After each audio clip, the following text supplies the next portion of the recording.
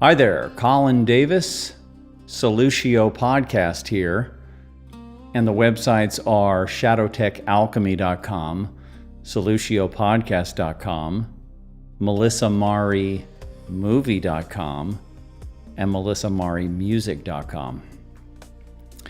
So today we are going to be talking about complexes of the psyche, complexes that bridge the unconscious with the conscious. And so this is coming out of depth psychology, Jungian psychology, originating in Freud and going into Adler and all of depth psychology, and especially Jungian psychology. So that's going to be our subject for today.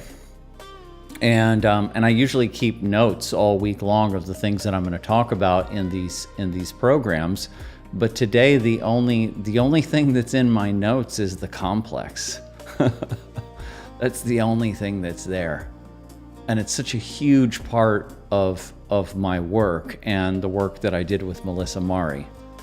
It's just such a huge part of it because, we're talking about the shadow, right? So a huge amount of what Melissa and I have been doing since we started in 2013 was working with the shadow, working with our own shadow, integrating our shadow, but also trying to understand the shadow. And of course you need to try to have some kind of map and understanding of the psyche in order to work with the shadow, because it's a function of the psyche. And so we were mapping the psyche, and we were reading other people's work, all kinds of Jungians, and trying to understand that point of view. Robert Moore and Carl Jung himself, Anthony Stevens and Robert Johnson, and on and on. And so I was always doing that, and then I would go to Melissa and explain to her what I was reading and all of that, and then she would come back with her thoughts and intuitions on the matter, and then we would kind of hammer it out, and we would go back to researching and see what other people were thinking about what we were saying. And then we put out books on the subject and lectures and all of that. So we've been working on this for a long time. And now that Melissa's not here anymore, I'm continuing on. And it's been an interesting thing to try to see, okay, well, where's my energy at? And where now that, because Melissa was my partner in all of this, and it turns out that my energy hasn't shifted at all. I'm just as curious, I'm just as driven to understand the psyche and the shadow of the psyche as I've ever been. So that's just going on. And so with this subject of the complex, well, I can kind of tell you how this kind of came to be today, because we had been working with it for the whole time, and we had songs about complexes. Our song "Let It Go" that we put out, that I've played on this broadcast before, and you can find it on the Shadow Tech Alchemy YouTube page or the O1 Experience YouTube page. Our music video "Let It Go" was originally called "Letting Go of the Program," which is the complex, and she had another song called "The Complex." We've been working with this. And it's never been fully clear enough to me what the complex is or how it works, and are complexes positive or useful aspects of the psyche? And of course the Jungians say that they are. Or are the complexes negative aspects of the psyche? And the Jungians say, well, they're that too. Okay, well, explain to me exactly how how can complexes be positive and negative? How can they be helpful and destructive? Exactly how does that happen? Well, there's something on that. I mean, Jung himself said that, well, you can be traumatized. You can have a traumatic experience or a traumatic upbringing, a traumatic background, and your complexes can be distorted. And then you are expressing archetypal energy in a distorted way, in a shadowy way. But all of this science in Jung's work is kind of spread out over many years. And then it takes the Jungians to pull it apart and really flesh it out. And so many Jungians just kind of stayed with Jung's conceptions and kind of just reiterated his words and his way of looking at things, which is amazing and essential. But I was just always looking for more. And so then you bring in concepts like other concepts of the shadow or of shadow processes besides the typical Jungian understanding that the shadow is repressed energy, repressed content that is oppositional to the ego and to the persona. It's all of your primal drives. It's everything that you don't want to show to the world or that you don't want to admit about yourself. It's all your weaknesses and it's all your primal activity and it's, leftovers from wounding and all of this, and it gets repressed down, and then we project it out into the world. We see it in other people, and then that allows us to offload it, and then we can go take action against those people, and that allows us to displace it through behavior. And that's all known. But then how does the complex actually fit into this? Because it's connected to the shadow in Jungian psychology. But it's not clearly stated, kind of like, here's exactly where the shadow is and here's where complexes are, and this is how complexes can become shadowy, and it's not really clearly stated. I was going to also say that, we brought in some other people's models, like Eckhart Tolle's model of the pain body. And basically it's describing a complex. It's describing an autonomous complex. Right? And it possesses you. And of course, what the Jungians call complexes or complex behavior is what ancient people called possession. But so the pain body understanding, or Paul Levy's understanding of Wetiko, and how does that play into that? Where does that plug into the Jungian concept of the shadow and of complexes? And how can we just really chart this out in an accurate way? And of course, we're always going to use, our maps are never going to be the territory. And since I've really become very familiar with the integral 4-quadrant model, I can see very clearly how that you have to have maps in all 4 quadrants. And so the Jungian maps are generally maps in the left 2 quadrants. But some Jungians have taken kind of a structural, materialistic view, and they've kind of given us maps that look like the body or look like something physical to try to describe complexes. And so that helps. They're not true, objectively true, but they point to the situation. And so we kind of need all these different maps, and we got to lay them all one on top of each other and go from map to map to really get a feel for what these psychic processes are.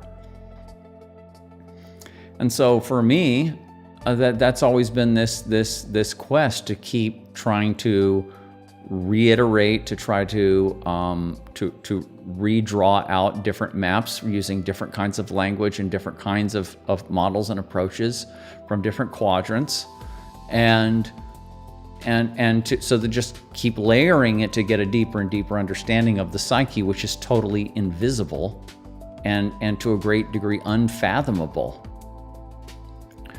So anyway, so that kind of takes us to where we are, and I've been talking with my friend Lauren, and we were we both, so she's exploring her complexes very deeply. And so I've been talking to her about this and just kind of giving her some maps to use. And she's in the chat now. Lauren, can you put your YouTube channel in the chat there for people? So we were working on this, and I have to kind of, to talk to her about this, I kind of have to pull out my understanding that I've had for years and all of this. But then I said, I'm going to go back and I was doing some internet searching, and I found a book by a guy named Arel Shalit, an Israeli Jungian. He's not alive anymore, but he put out this book in 2002 called The Complex. And it is a classical Jungian understanding of complexes, but it is very deep and very accurate and just really beautiful.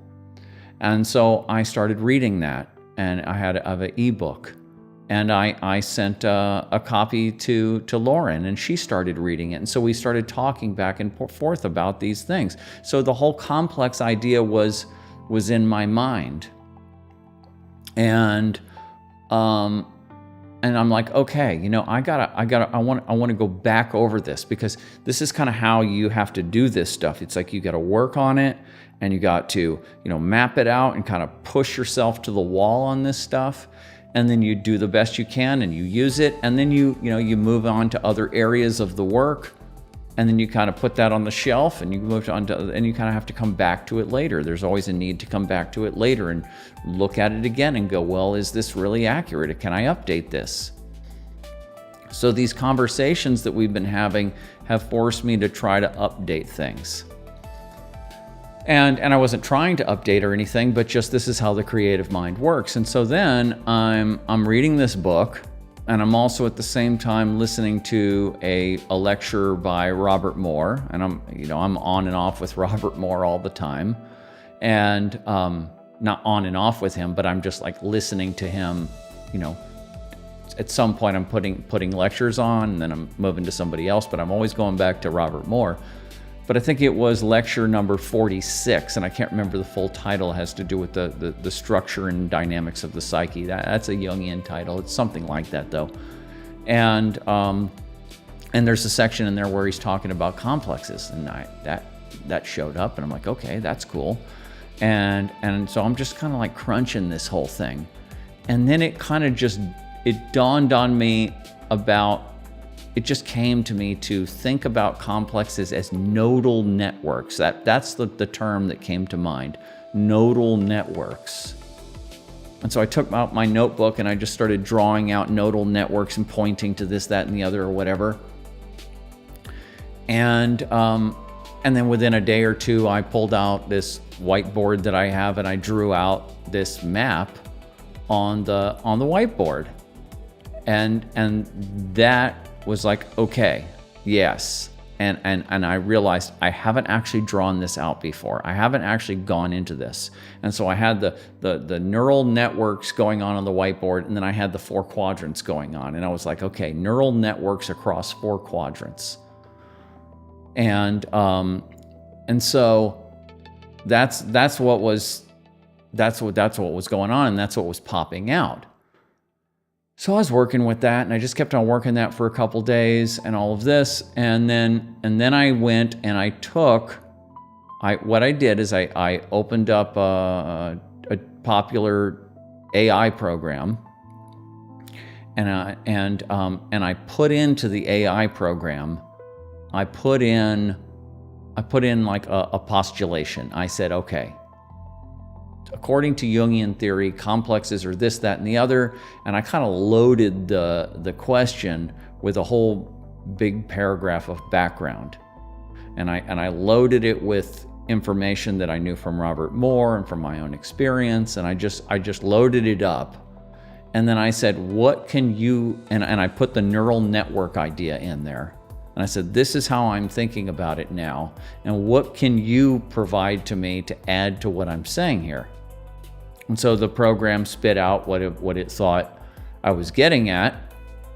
And And then I just went back and forth with it for about 2 days until on the other side, what came out was a pretty good description of how to see the psyche as sort of an ecosystem of neural networks and complexes as nodes, as smaller nodes in the vast networking, vast ecosystem there of networks. And how to see shadow material, and this really crystallized it. But this was in my loaded question, but the AI program really worked on it, and we worked this out. And so instead of seeing shadow material, like in the classical Jungian view, you see the shadow, like the original pictures that were coming out of the Jungians, like in the 50s or whatever, you would see a circle, and you would see, that would be the psyche, and then you would have the ego in there, and then you have the persona would be on top facing the outer world, and then you would have the unconscious, and then at the bottom you have the collective unconscious, and then you have the big S self in the center, and the shadow would be tucked in the unconscious, equal opposite to the persona.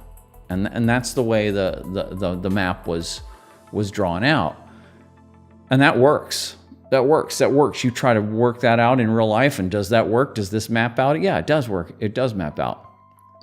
But the shadow is always we kind of have been carrying on that model for years. And so we kind of see the shadow as a domain. And there's all these metaphors that come out of culture, out of myth, out of dream, of the shadow being either like a cave or the dark woods, or underwater or something, in a closet, or these kinds of metaphors that point to the shadow. And so we always kind of think of the shadow as a place or a domain. But I have been realizing for a long time that the shadow is not a place or a domain. It is a classification of a certain type of psychic material. That's what it is. It's not something like you find that domain in the unconscious and that's where the shadow stuff is, like in the closet. No, the shadow material is all over the psyche. And what I worked out was that basically you can see, and here's another thing to add to it, was Robert Moore's intuition and his natural intuition to mix the subject of grandiosity with the subject of the shadow. And I'm like, it took me kind of years to kind of really feel if that was correct. It is. And so when you have shadow material that's repressed material, as is traditionally thought of in classical Jungian theory, and then you have inflation, the opposite of repression, right? Where archetypal energy is bolting into the ego, and you're getting possessed, you're getting grandiose, right? And you're getting psychotic. Right? This is where archetypal energy is just pouring into the ego. And that's actually the opposite of the idea of repression. Repression of shadow material, of rage and guilt and grief and sexuality and all of that. That's the typical shadow. So how can grandiosity and ego inflation also be shadow when it's the exact opposite? And so how do you do that? And then you have, like in Christian theology and mythology, you have two aspects of the devil, of Satan. You have the devil aspect, right? Like a guy with, red guy with a tail and stuff and hooves and all of that, who lives underground or whatever. And that's like the bestial, the animalistic kind of side of it, because the devil is an anthropomorphization of the shadow. And so you have that devil aspect, but then you have Lucifer, right? Which is kind of like Prometheus, who stole fire from the gods to give it to man, and Lucifer, who didn't want to be under the thumb of God and wanted to be his own god. He represents grandiosity and ego inflation and hubris. but they're both related characters. And how can that be if they're kind of oppositional to each other? Well, it's answered if you understand that the shadow is simply dysregulated energy. It's not just energy that's repressed or energy that's blown out. It's energy that's dysregulated in whatever way, right? And so it can go out, or it can stay in, or it can, be horizontal, and it can, be horizontally rupturing. It can be engaged in feedback loops. It's dysregulated energy of the psyche. And complexes are the organs. They're the neural, they are neural actually as well, but they are the psychic networks, right, that channel this energy and are supposed to be channeling it into the ego in a healthy way. And then when they're not, and there's dysregulation happening, then that's shadow material. That's what the shadow is. And that now ties Lucifer and Satan together. It ties grandiosity and shadow repression together, because they're just all forms of dysregulation. So that's a pretty big, realization, and I'm sure I'm not the first Jungian to think of that, and it's probably all over the place if you take the whole body of all Jungian work and theory and everything and kind of pull through it. But and obviously it's in Robert Moore's work. But I have never seen anybody just, recapitulate the theory of the shadow as dysregulated energy in whatever way. So now I have this article that I'm about to publish that was just very quickly came out, and I just told you the process of how all that came to be. And over the last couple of days, I've been kind of just like cleaning it up and everything. And then I'm going to put this out. And of course, I'll update it and all of that. But this shows this whole new understanding. And I'm going to, just right now, basically, I'm going to pull that up. And I'm going to show you some of that article and some of those graphics and all of that, so you can get an idea of how that works. Before I do, though, I want to go into complexes a little bit, and I'll talk to you guys in the chat in just a little bit when I'm done talking about complexes, and I'll get into the chat, and then we'll look at the article, and then we're gonna talk to Lauren on the phone, because Lauren has her personal complex. One of her complexes was activated today and through a life situation, and so she's going to come on and we're going to talk about it, and this is going to give you a physical, real world example of somebody who's right in the middle of one of these eruptions, one of these triggerable events that's going on, and the action of a complex. And we'll get to hear from her, and we'll get to kind of put this into real human terms. But so the complex in Jungian theory is, if you go and you think of it as an organ of the psyche. Before we go into neural networks, just think back to the old drawings, and it's an organ of the psyche. And I could actually put it on screen for you, and maybe that's the better thing to do. Is there's a picture of it in my paper, so I'll put myself there. And now I'm going to show you some stuff here. Let's go to this picture first, though. So this is a classical Jungian view of the psyche, this diagram. And so the ego, the conscious mind, is that outer rim. And the persona, the part of the ego that deals with your social role and your identity and all that, that's just the very outside of the whole thing, the mask. You can see that at the very top. So the ego, the conscious mind, is that outer rim, and then below that outer rim there, then you go into the personal unconscious, and you see all those big circles with the C in the middle. Those are complexes. And then you go into the deeper, into the collective unconscious, which now with modern science we would probably say the collective unconscious is encoded into your genetics. And so there you have archetypes in the collective unconscious. So the archetypes are these a priori patterns. They are these natural patterns in nature that are set up. They're set up in the collective unconscious and into our genetics, and they're basically like instinctual patterns. And for example, these archetypes such as the mother, the father, the nuclear family, the king, the queen, the warrior, the lover. Those are the Robert Moore archetypes. All kinds of archetypes. Like we've talked a lot about the Persephone archetype, which is the archetype of life, death, and rebirth.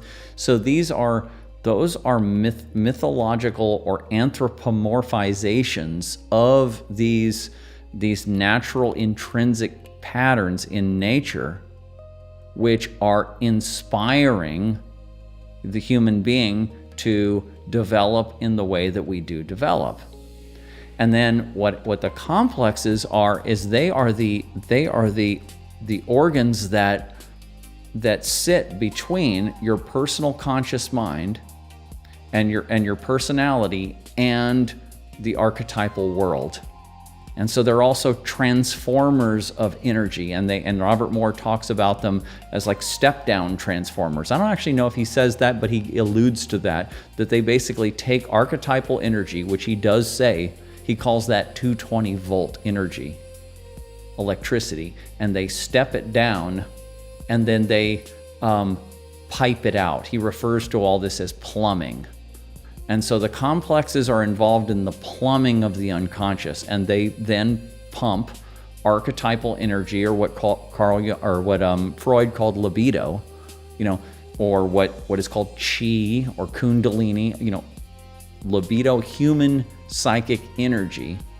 Then that gets put into your psyche and into your body and into your behavior, and it's the complexes which are directing all of that. And so complexes are generally, they're taking care of all of your basic needs. They're handling everything for you. And if your life is going relatively well, it's because everything is working well. But then you're going to have a minority of complexes in your psyche which are going to be dysregulated. They're going to be wounded. They're going to be fractured. They're going to be traumatized through personal or epigenetic trauma that is passed on. And the more you study yourself, the more you find out that your complexes, so to speak, are coming from your parents and your ancestors. And I just used that term in a way because this is a confusing thing, is that in depth psychology, people often refer to a complex as default as being a negative. I got a complex, I got a mother complex, I got a father complex, or some other kind of fear that they call a complex. And but that's just not accurate. Complexes are generally positive and useful, but only sometimes do they result in some kind of pathology, some kind of neurotic behavior or compulsion or addiction or some kind of acting out. That's when you have an autonomous complex, and the autonomy of a complex varies.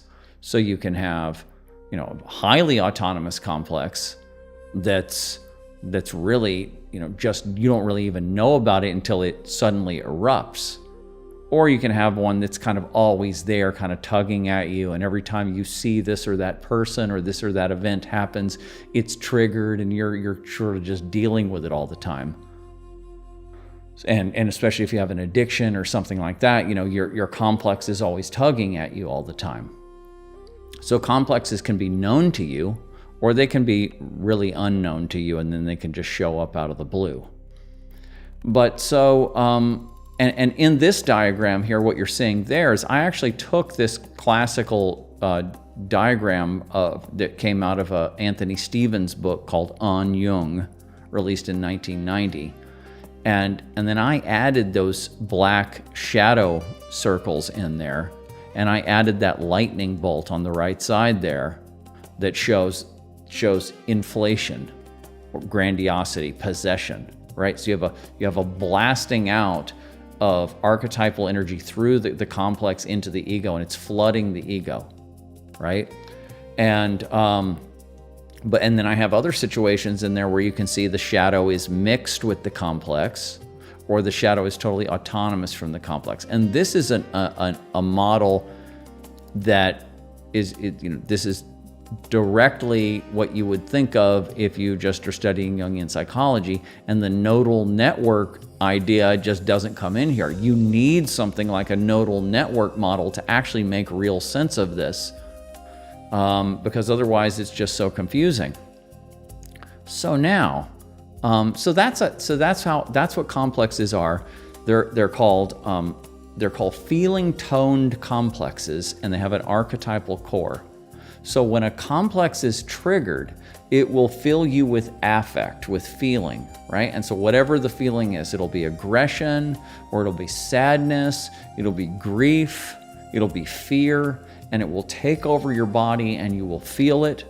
And then thoughts will show up, memories will show up, stories will start running in your head, and then you'll start projecting, and the other person out there will take the blame or whatever it is. And it's this whole constellation of symptoms. You could even have physical symptoms.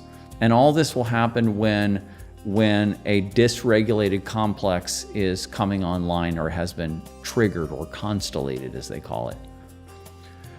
And we all know about those things. And when someone says, I don't know what got into me. Something got into me. I was taken over. You see all over the place. Now we have social media, and people are putting all this stuff from the culture online, and you see quote unquote crazy people just doing crazy stuff, often very destructive. Or you see tons of grandiosity. You look at the political people, and some of them are so incredibly grandiose and so inflated. And it's like, dude, can't you see yourself? Can't you see and hear yourself, and how ridiculous and childish or adolescent you sound? And the answer is no, they can't. They're being flooded with this energy, and it's taking them over, and they're addicted to it. And so you can have a complex that's pretty much, regularly integrated into the ego, and that's just straight up possession. It's got you. And so anyway, there we go. And I'm trying to think if there's anything else that I need to kind of describe about that. And there's other stuff in this document that I'm like the ego self axis and stuff that I'm not going to go into. But I will, like, here was the original whiteboard image where I kind of just jotted down my original idea. And I was working with the warrior archetype was the archetype was going through, and I'm like seeing it as a nodal network. And you see I wrote down semi-closed system, nodal network across 4 quadrants. And this is another realization that you get to when you're studying this and you're using the 4-quadrant system, is you realize that complex, and I already knew this because it was already in my last book. I mean, I already knew that the shadow, the shadow manifests across all 4 quadrants of mind, body, culture, and social institutions. And in the social institutions side of things, the bottom right-hand quadrant, and I think that's in the right-hand corner of this document, then you've got, the institutional complex, the military-industrial complex, or the pharma media complex. And there's all these different complexes that people talk about, these kind of corrupt institutional complexes. Well, that is just an as above, so below, macrocosm, microcosm version of what's going on in the psyche. These are networks. These are networks. That the military-industrial complex is a network of corporations and nonprofits and governmental agencies and governmental players and all of this, and industry and computers and mining and all of these different networks. They collude together, they work together to get you a particular outcome. And that's what's going on in the psyche, right? So now let's go to where is the original, and so this is kind of what has come out of the whole thing at the end. So here's a picture, because it's just so helpful to have pictures. Now you saw that prior classical Jungian picture, and now we have, here's a picture that's updated that takes a look at the psyche and of complexes and the shadow in terms of neural networks. And so basically on the left side of the diagram, you have the archetypes, archetypal field, it says here. And then they are basically feeding and constraining our complexes, our complex networks. And then they are feeding libido into the conscious mind at the very top, and then into your behavior out into the world. And then when you get a triggered complex, it's on the right side of the document here.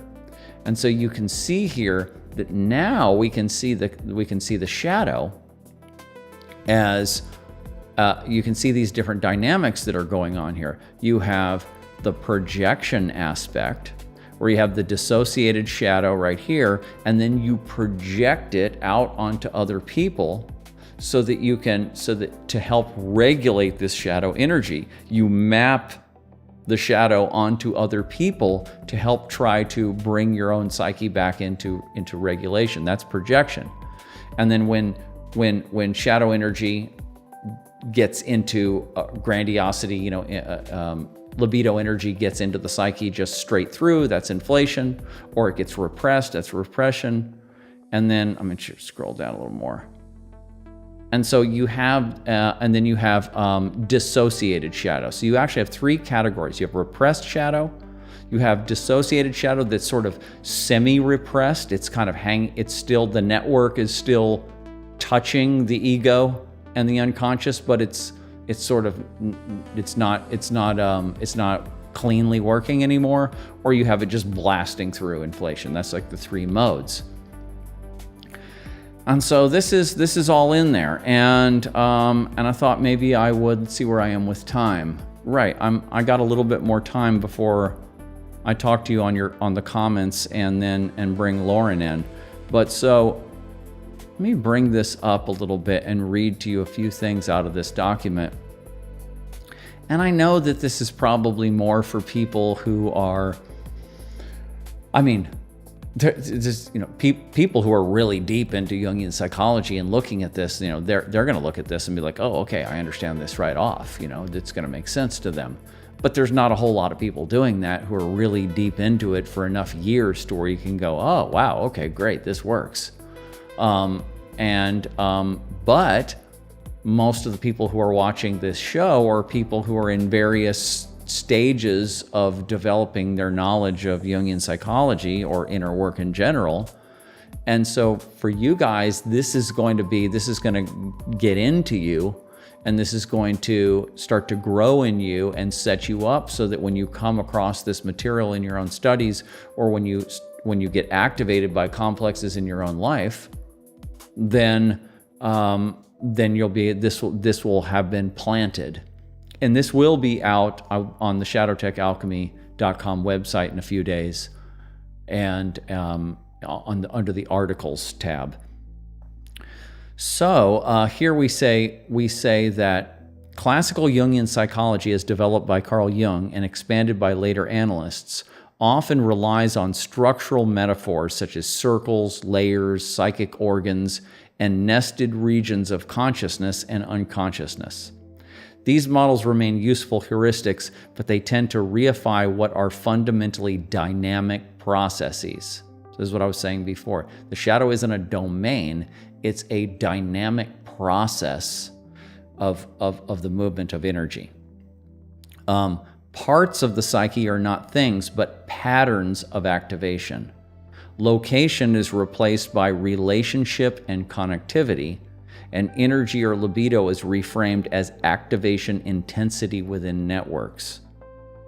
So the goal is to translate Jungian insights into the language of systems, networks, and regulation. A complex is a self-organizing attractor network that recruits cognition, affect, imagery, somatic states, and behavior into a stable, recurring pattern, a chronic pattern, chronic disease, chronic relational conflict. This is a recurring activated complex. Key characteristics. 1, attractor dynamics. A complex pulls experience towards itself. It does that. It pulls people towards you who have their own complexes, who resonate with your complexes. It pulls them towards you. It pulls situations in life towards you. It steers you into a direction to where the complex can get activated. And then perception becomes filtered. Let me go back to this. Perception becomes filtered, memory becomes selective, you get tunnel vision, and interpretation becomes biased. This is what happens when a complex is triggered. When you're in a conflict that is coming out of a chronic complex, then your tunnel vision down. Multi-domain activation. A complex simultaneously manifests as thoughts, emotions, body states, behavioral impulses, and relational expectations. This is in the relational field. There is an unconscious expectation or flow of energy and expectation between people in the relational field. Semi-autonomy. Complexes function as agent-like subsystems. They have triggers, they generate predictable responses, and they can override conscious intention. It's like Jung says, we all know that we can have complexes, but what's more important is that complexes can have us. That's a famous Jungian quote. Archetypes as generative fields. Archetypes are not merely cores, they are deep generative constraints that shape the possible forms complexes can take. A useful analogy, archetype equals grammar and complex equals sentence. The complex is the archetype is the setup structure that sets up that basically, every complex is plugged into a certain archetypal recipe, and that's going to be the archetypal energy that it's going to be in charge of handling. And so because most of your complexes are operating properly, when you have an autonomous complex and you have something that's acting out like that, and you go trace down into that complex and go, what is the archetypal core of the complex? You start asking, what kind of memories are coming up? What kind of images are coming up? What kind of feelings are coming up? The feeling-toned complex, it's called. So what kind of feelings are coming up? And then you can eventually get down into the archetype that's feeding the complex. And now you have a pathway to understand this energy and what's coming through you and how you need to work with that archetype and work with the old, trauma conditions. You can use something like IFS, internal family systems, to work with those parts of the complex. IFS is just describing the interaction of these nodal networks, of these nodal complexes. Thus, archetypes do not just energize complexes, they structure the range of possible psychic expressions. So they are constraining the complex into being a type of complex. Archetypes function as pattern-generating fields, organizing principles of meaning, and deep templates of human experience. The ego as meta-network regulator.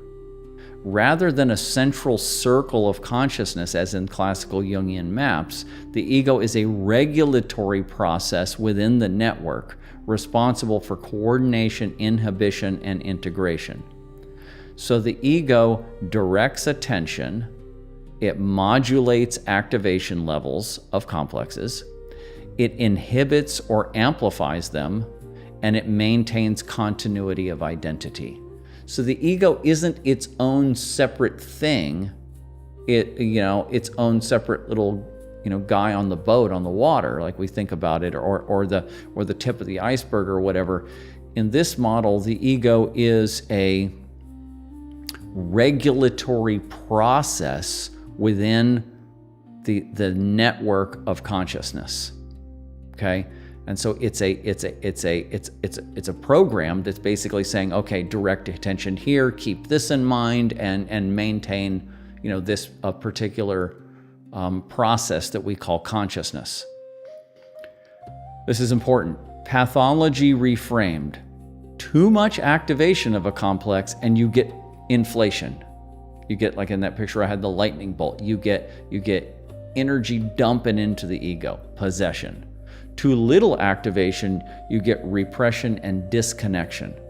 And then fragmented activation, that's dissociation. And so it's like an on and off relationship. So psychological health equals flexible regulation across networks. That's what we're working on when we're individuating.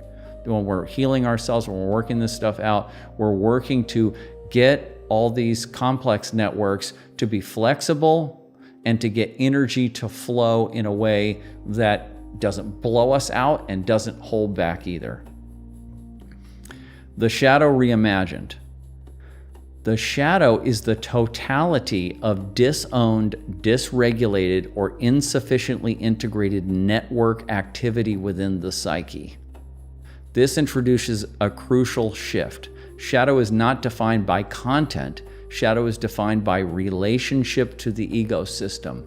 So I was saying earlier, shadow is not just, it could be fear, it's grief, it's guilt. It's like a list of certain ugly things that what it is.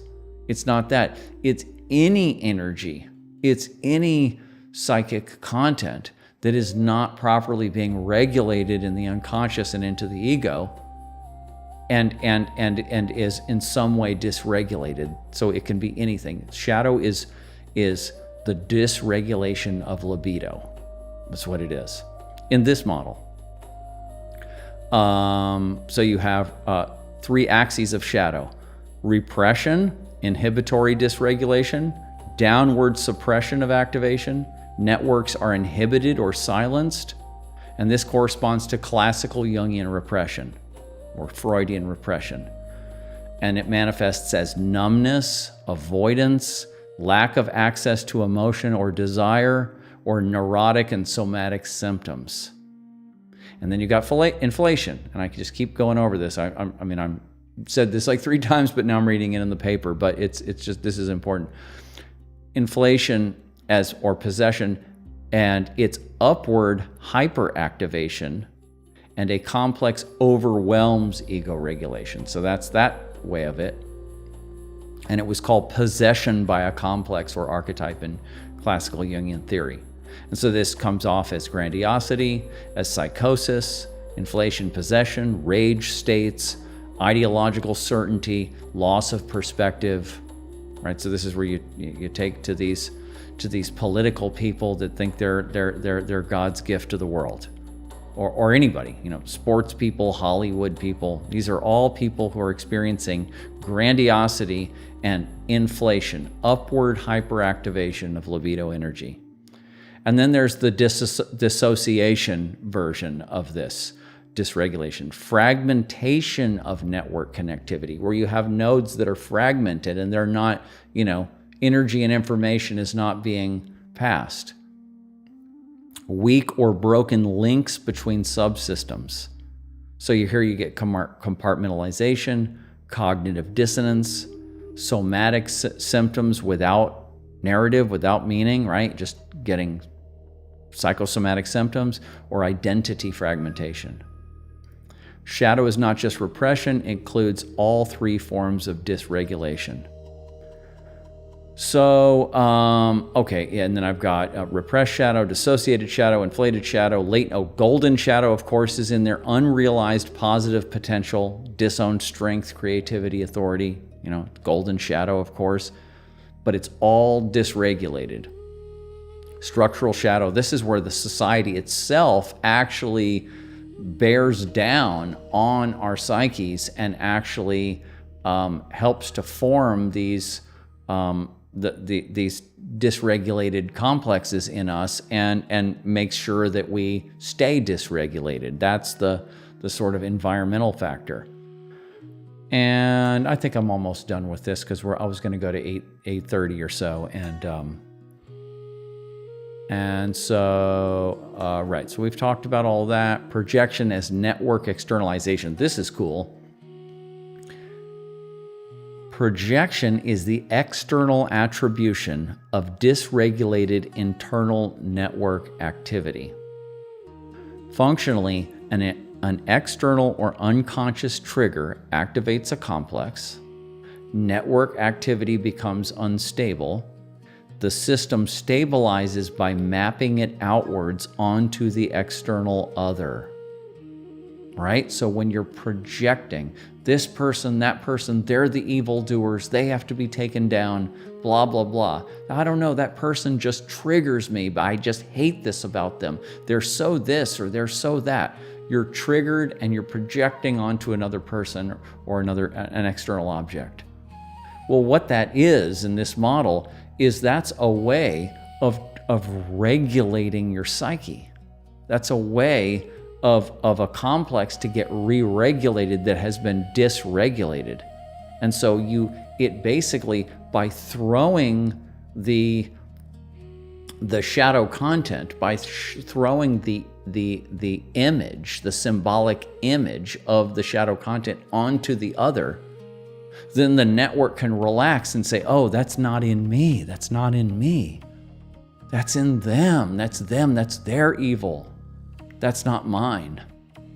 And so then the system can relax. And that's what, in this model, that's what projection is doing. Persona and formation of shadow. The shadow emerges where persona constraints are too rigid or parts of the system are excluded. That's classical Jungian. And then the psyche across 4 quadrants. And so complexes operate across 4 quadrants. And I have another paper coming out on the shadow through the 4-quadrant model. And that one is a little bit bigger, and I'm still working on that, and that'll be out soon too. But so yeah, so basically if you understand the integral system, you have the upper left quadrant, that's the personal internal. And so you have personal internal subjective experience that's shadowy. That's the shadow, that's the traditional Jungian shadow. And then you have the upper right-hand quadrant, which is the physical body. And that's your neural and biological processes. This is where shadow material or complex activation or dysregulation is actually affecting you neurochemically and physiologically in the body, and you're developing symptoms and syndromes and all of that. And then you have the interior collective, the lower left-hand quadrant, and that's where you have shared emotional fields. You have shared emotional fields at the personal level, and then at the cultural level of ideology and culture and information, then you get shared beliefs and language and myth and philosophy and all of that.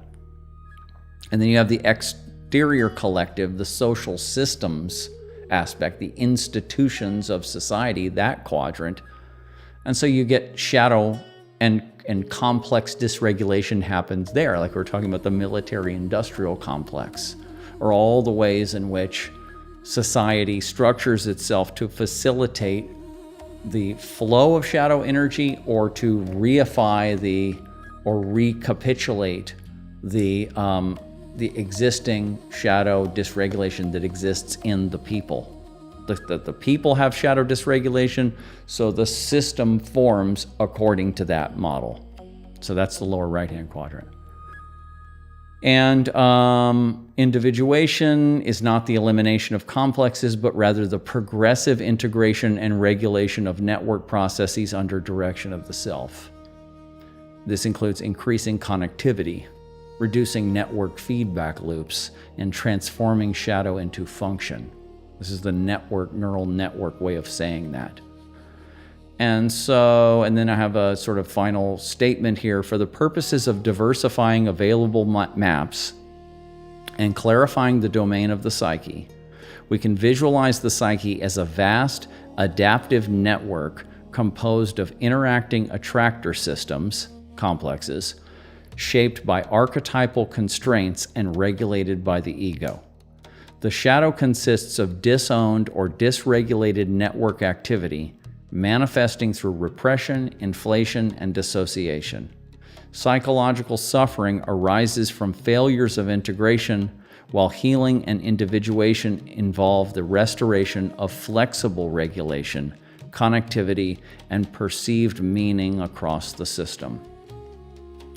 Okay, so there we go. So I think I did that. I went through that paper with you guys. And let me pull that down. And so great. Cool. And that kind of, like I said, came rather quickly. And it's very interesting how, but if I hadn't been looking at this in some way or another for 20 years or something, it never would have happened. And if I hadn't been working with Melissa on it for 12 years, then I just kept on and I feel like there's so many more ways, especially when you have the 4 quadrant system. This is still in the upper right-hand quadrant. This is still a materialistic view. It's just a new materialistic view. And the Jungian system, they're often in the upper and the left-hand quadrants. Okay, now let us see who has been talking on here and say hi to everybody. Hi, everybody in the chat. Thanks for hanging out with me, and thanks for listening. And if if anybody has, now that you've heard that whole thing, if anybody has any questions or comments on it, feel free to put those in there, and we'll talk about that for a second, and then we're going to have Lauren come on. And Anime Fan says, what am I talking about? I was talking, as you see, I was talking about complexes and the shadow of the psyche. And Lauren says, hey, Colin, you're right. So anybody that wants to find Lauren, who's going to be on the phone in a minute, her YouTube channel is called Psyche's Alchemical Lab. Psyche's _alchemy Psyche's Alchemy Lab. There we go. Psyche's Alchemy Lab. Put that in and into YouTube search, and you'll find her channel. And she's going to be posting more videos as time goes on there. Now, Anime Fan says, reality is a field of consciousness. Human beings are designed to interface with that field through a biological system of extraordinary sophistication. Very true. Very, very true. That's all. I agree with that completely. Extraordinary sophistication is the truth. Anime. Oh, she's talking to Anime. Reality is okay. And then I saw a repeat of that. And Lauren says, right, it steers you in the direction where the complex can become activated. Right. Your own complex steers you in the direction in life to where it can be activated. I was like, one thing I was telling Lauren today was how, and I've been thinking about this for a long time. I think this is totally true. The complex is not a parasite. If you look at Eckhart Tolle's terminology, the pain body, and it's very easy to think of a complex as a parasite. It's like feeding off your energy. It's stealing your energy. It's pumping it over here when it should be going over here. It's robbing you of energy and all of that. Think of the complex as the complex was, okay, like you're relating to your parents, like you're a baby, and then you're 2, and then you're 4, and then you have siblings come in and all of this, and you're growing up. And as you're growing up, your complexes, your nodal networks of psyche are forming and reforming, and archetypal energy is coming in, and it's being parsed out and being used and stuff. And you have the archetype, which says, hey, these are the basic structures of relationship, right? The archetype has the parent and child archetype, is there. And then it presents it, and the complex is there to channel that archetype or to make the human psyche respond to that archetype. But your personal situations in life, the way your parents related to you, or traumas that happened, or the way they didn't relate to you, basically this imprints upon the complex, how this particular modality is going to be. And so when you have, for example, if you get into relationships and they start a certain way, some people get into relationships, it takes them a long time to actually feel love and to open up to other people, and they're very guarded, and then they open up, but they're always kind of semi-guarded, and it can take many years for them to really trust the other person. Some people have that kind of a situation going on. Other people are like, they just completely fall in love with other people. And then, if everything's healthy, they fall in love, and then that kind of fades down, and then it fades into this more, just this more regulated, kind of love and friendship that's there, that's not as bright and inflated, but it's more regulated. And then they have a situation where they can raise a family and all of that, and that's a healthy way. Or other people, they fall in love and everything's incredible, and then the other person becomes their enemy, and they fight and they blow up and stuff. So these are different kinds of, and those are archetypal patterns themselves, but these are different ways in which your complexes will regulate the flow of relational energy, of lover energy, right, in the psyche. And so when a complex is dysregulated, or you could say it's traumatized, it came on in a fractured, in a pathological, or let's say maladaptive way, it's just doing its best of what it knows from what it learned, how to channel energy, and according to what parameters. It's not trying to rob you, it's not trying to screw you over. It's just working with what it has, and it's like a little person, a simple little person or a little animal in a way, and it's just operating according to the archetype and to the particular way in which it was formed in your family. And it's also coming online with epigenetic propensities that come from your parents. And you'll notice when you go into this deep for a long time that a lot of your shadow material or your complex pathology is actually coming from your parents, and it's not really yours. Because sometimes parents become conscious and they say, I don't want to act like my mother and father did. And so they consciously kind of try to do something different, but still it's in the field. It's in the genetics, and it's still in the field.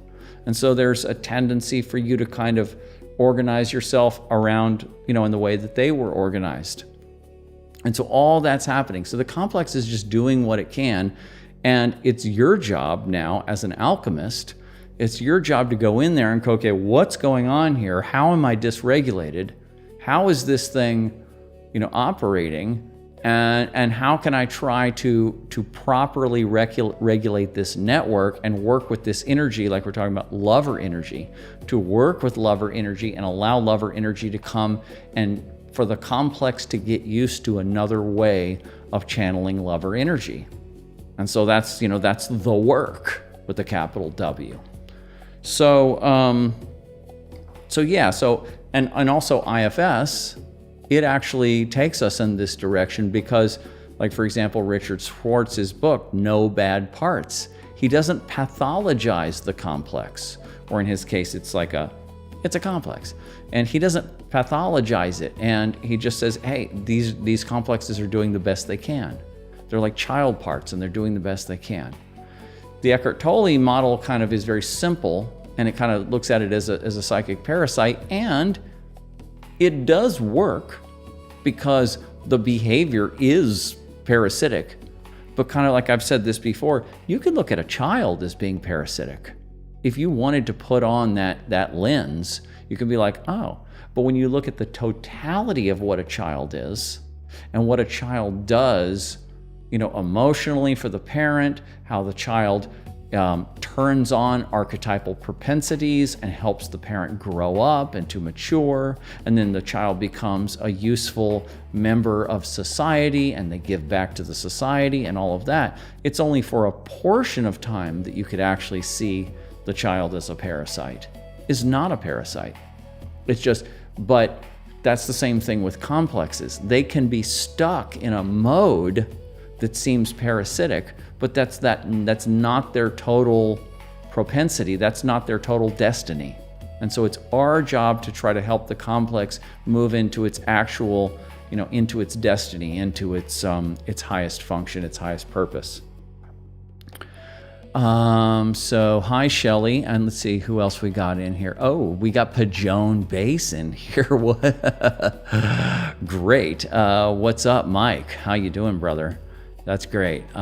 This is a good show for you, actually, if you want to go back and listen to the whole thing. And but okay, so and we got Shelley. If a person is striving for equanimity, would you say they are bypassing shadow and potentially creating repressed emotions? Well, I mean, so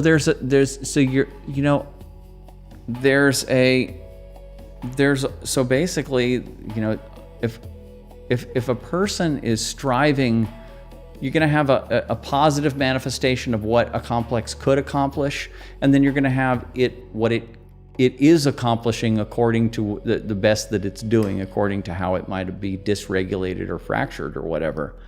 And so, but would you say they are bypassing shadow work and potentially, anybody that, if you are showing symptoms of shadow projection, of shadow inflation, of shadow repression, of physical symptoms, getting into fights or conflicts or addictions and all of this, if you are seeing and feeling and experiencing these symptoms, well, then you definitely have shadow dysregulation, and you should be doing this work on yourself.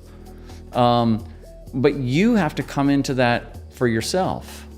You have to regulate, you have to recognize, hey, wait a minute, I keep turning the same cycle over and over again.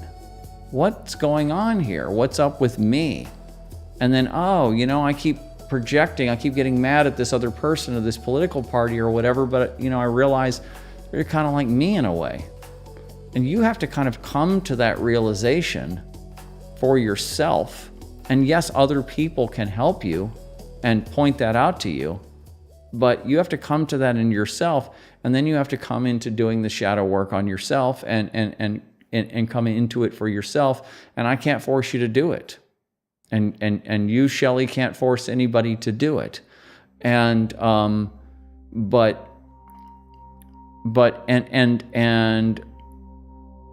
repressed emotions are sort of the setup job for a complex. Repressed emotions are sort of the base energy that the complex, like I was saying before, is trying to dump in some maladaptive way. And it's just saying, I'm pushing this energy through. I got this energy, I got to push it through. But you're not letting it come through. You're not letting me push through this aggression. You're not letting me push through this sexuality. You're not letting me push through my creativity or whatever. So the complex is saying, I'm gonna have to dump this cyclically, chronically. And And yeah, so, right. Everybody has to do shadow work. Everybody that comes to this recognition that they're repressed, that they're projecting, that they have symptoms, that they're chronically getting into situations, they have to come into that realization, and then they need to start working on themselves and working on it and working on these dynamics. Made from Abyss. That's a good one. Hi, hola. Great show. Thanks, Carlos. And Made from Abyss, the ego is prepared like a fatted calf to be consumed and refined into true light, rejoining the whole. That's an Eastern perspective. Generational curses, so-called. Yes, generational curses are, you could see as genetically and epigenetically passed autonomous complexes. Definitely. Brad, even with glasses, I still can't see this stuff. Brad Warfield, thanks for the stream. Equanimity as in Buddhist philosophy. Yeah, I think so. I think you have to ask Shelley. I think so. That's what I'm thinking. But what I was getting to is the general concept of shadow bypassing and shadow work, and it doesn't matter what they're striving for, or what their particular way of shadow bypassing is. We're all doing it, and we all have to get involved in the work. And Carlos says, what does someone who doesn't need shadow work look like? Well, everybody is, okay, the person, last thing, and then we're gonna, Lauren, if you want to, I'm just to say something to Lauren right now if she's in here, because it's time to go to Lauren now. It's past time to go to Lauren. Lauren, can you text me at the number right now? If you're hearing this, text me at the number, and then I'm gonna call you back right now. What does someone that doesn't need shadow work look like?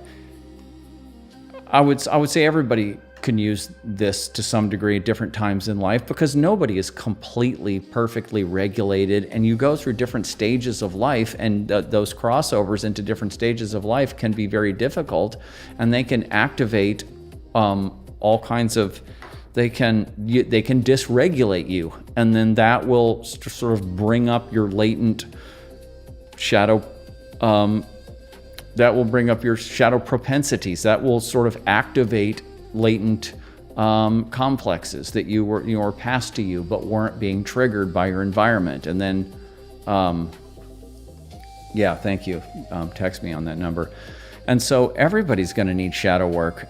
It should be taught to high schoolers, not until you get to be about maybe 16 years old or something. It should be basic shadow work, and the concept of all of this should be taught to high school students.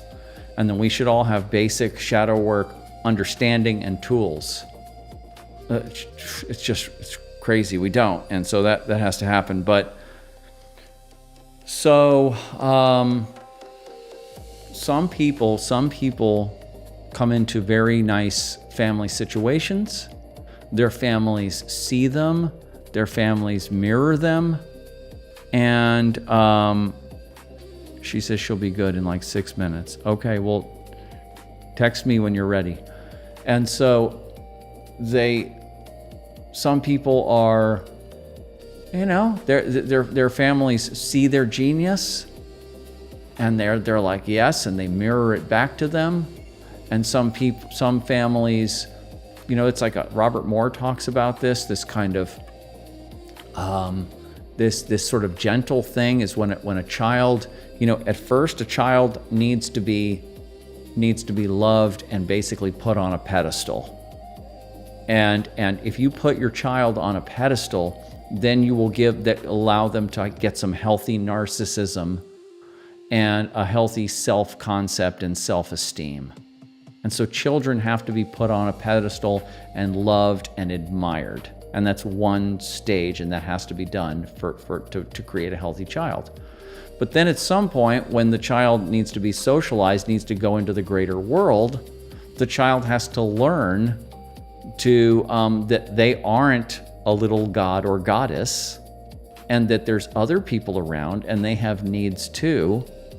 And the child has to be taken down off their high chair, is what Robert Moore says.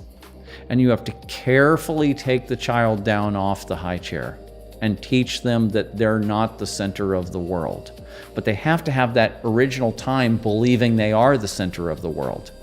And if they're given that, and then they're taken down off the high chair in a relatively smooth enough way, and then they can mix in with society, then they can kind of be balanced, and they can have a personal, healthy ego and self-respect and self-esteem.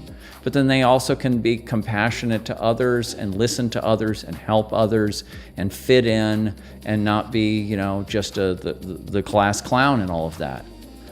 And so that's and if children come into those kinds of families and the environmental situation is such that it's not too dangerous, and it's, the environmental situation is worked out, or is healthy enough, you're going to have to get into fights with kids, and things bad are going to happen because certain complexes have to come online, warrior complexes and all this. You have to have the fullness of experience.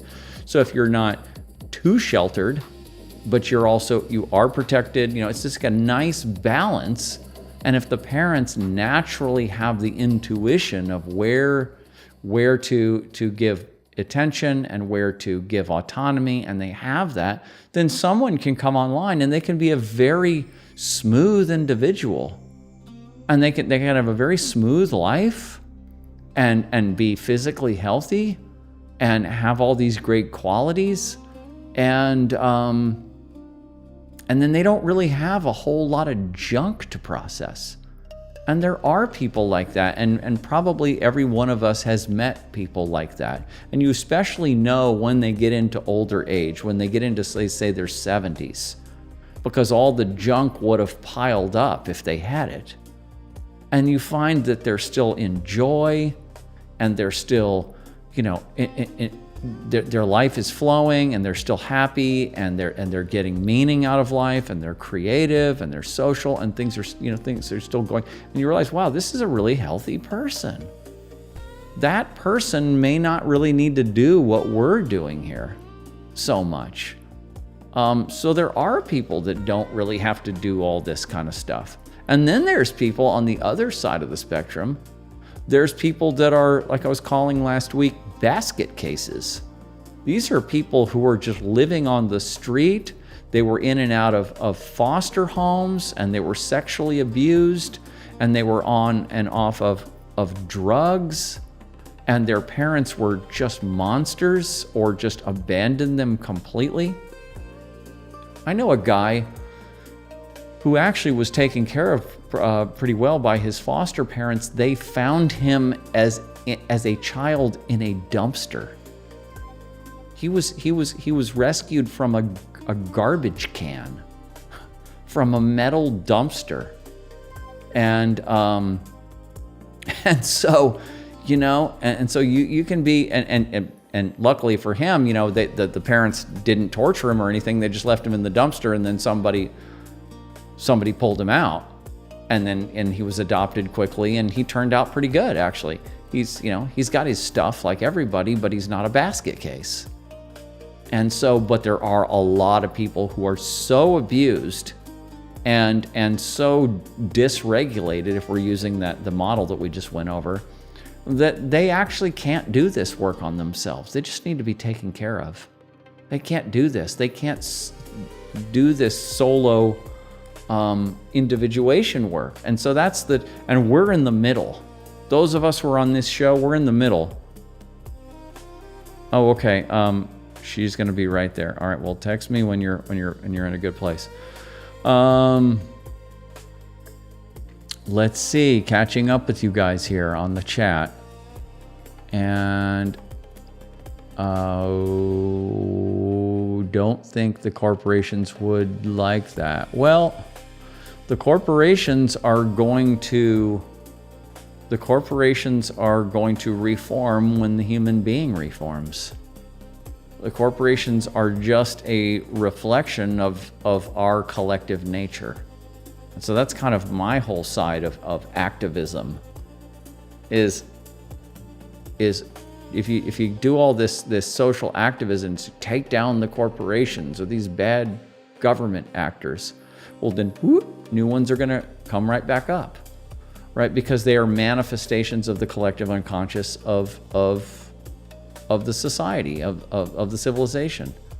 So the people have to take it into their own hands, and they have to say, hey, I got all this shadow material. I'm projecting and displacing and repressing, and I'm dysregulated, and I got complexes, and they're addicted to other people's complexes, and I got this whole deep state in me. It's the deep state.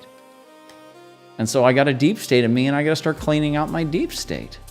Because if I don't clean out my deep state, then I'm just going to create another deep state.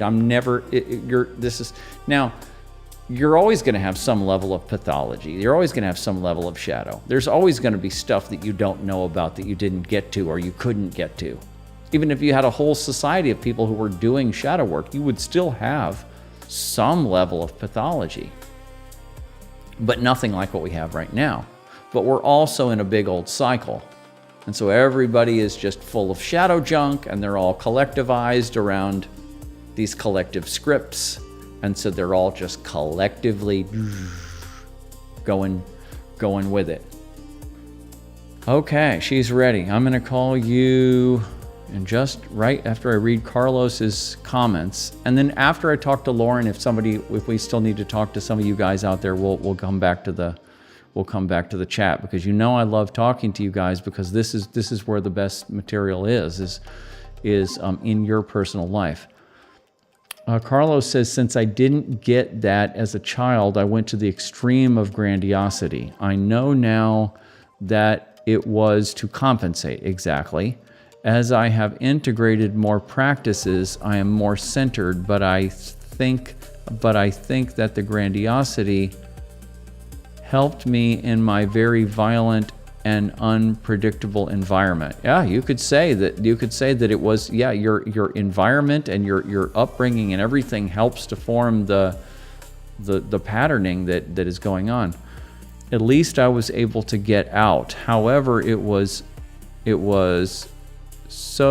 not conductive to close relationships. Right, I can understand that, of course.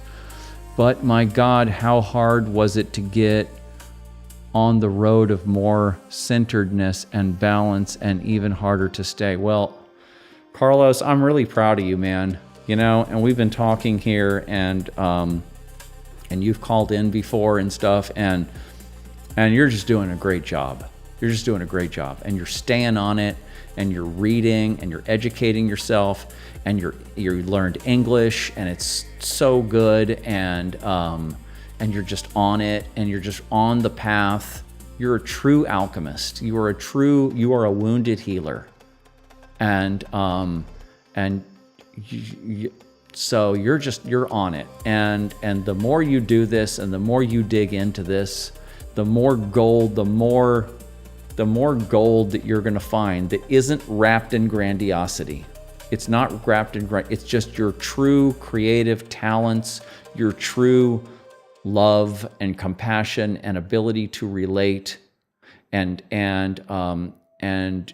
your true highest qualities will be freed up of all of this, prima materia, all of this shadow material that's mixed in, right, through the interaction of these complexes. And you'll just be getting cleaner and cleaner and cleaner. And when you come into difficulty, Lauren is another one that's like this, and really just hardcore on it. And when you, I'm going to call her right now, and when you, messages, as you When you get into difficult situations, you just have to know that every one of those difficult situations you can handle it. And if you need outside help, life will present to you the right circumstances. If you stay on the path and never give up on the path and just stay with your big S self, with your God image within, and you stay with it, even when it's looking dark, you will get presented with opportunities and with assistance. And of course, you always have me as an assistant. I'm always out there, and so I'll always help. And other people and other circumstances will show up to help you, and you will be able to get through everything that you need to get through. You don't need to live your highest purpose and to have your particular mythology work out. It doesn't all have to be cleaned up. All you have to do is get enough shadow material out of the way, get enough complex regulation going to where you can do what you're supposed to do. Even if you're still suffering, as long as you can do what you're here to do, then that's all you have to do. That's it. You don't have to clean up everything past generations that you can't clean up. As long as you can get clean enough to where you can do what you're supposed to do and take care of other people and love other people and not destroy the world, then you're good to go. Okay, I'm gonna call Lauren, and the setup for this is that she's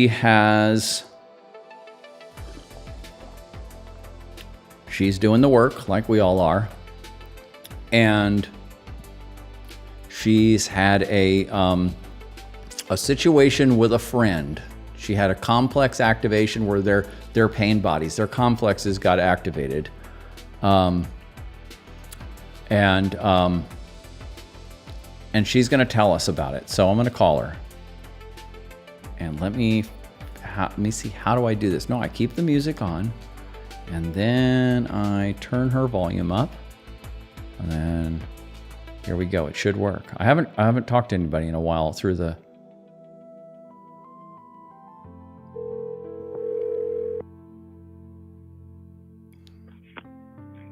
Hey, Colin. Hey, Lauren. Can you hear me? Yeah, I can hear you. Everything's working. Yeah. Nice. You're coming Cool. through. You're coming through, and I think everybody else can hear you too, because I know if I can hear you, then they can hear you. Nice. Okay. Awesome. Turn it up a little bit. So I kind of set it up. I said you had a. How would you set it up? I think I've kind of primed your mind with all this complex talk, and you've heard all this science and all this stuff. So you can kind of take it on your own and tell us what happened and what do you think is going on with this situation that happened today. Yeah, so I've had like a recurring pattern in my life of people, of running into conflict with people. And so I've been trying to figure out my side in it too, right? Because I'm pulling this in, or these complexes are pulling this in.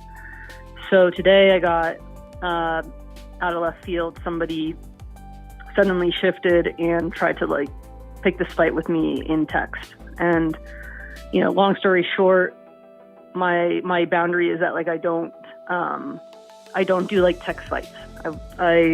I'll do in person and on phone. But so once I said that, it really sent them over the edge, and they basically said a bunch of stuff, and then they said they didn't want to be my friend anymore, right? They disowned you, right? They disowned me. They disowned me because I was holding up a hard boundary. Right. And it triggered me a lot because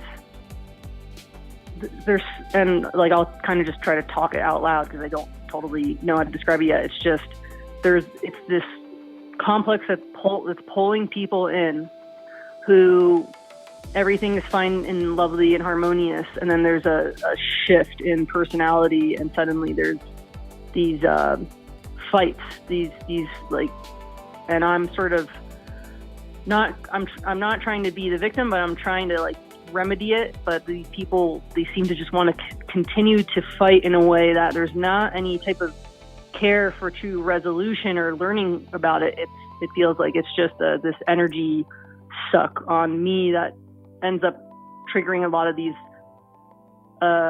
repressed feelings, So Right. I feel like that's some good context for you to start with, right? Yeah. So the complex. So each of you two people, you two friends, you have a complex that since you've had a friendship with this person, your complexes know each other.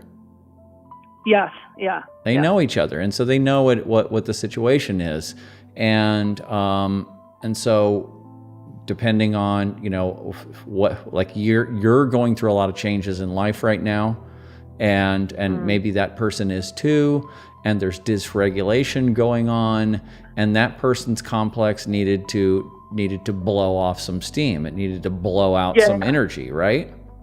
And so you were in the field, and you were available to be the receiver on that, and your complex was activated enough or whatever, and so it's like, okay, it's going to be with Lauren, and so it hits you, and it has a certain profile that his profile is learned from his childhood situation, and yours is learned from yours, and there's a resonance between the two.